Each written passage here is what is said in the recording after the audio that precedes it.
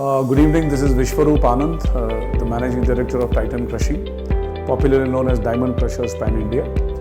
This is our first foray into Burma Corn Expo in the north of India, and we are extremely proud to launch our 250 TPH wheel mounted, state-of-the-art DSIs, a combo plant and a 250 TPH cone.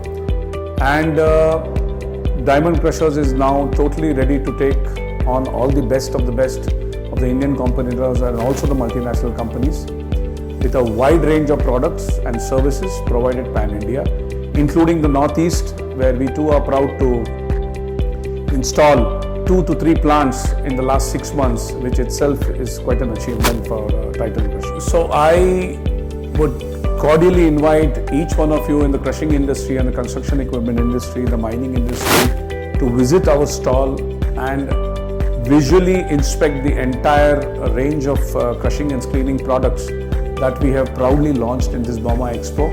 And we would be very happy if we too are judged as one of the topmost and the best engineered products in India, and we are happy to do business with every Indian. Thank you very much, and looking forward for your footfall in our esteemed stall. Thank you.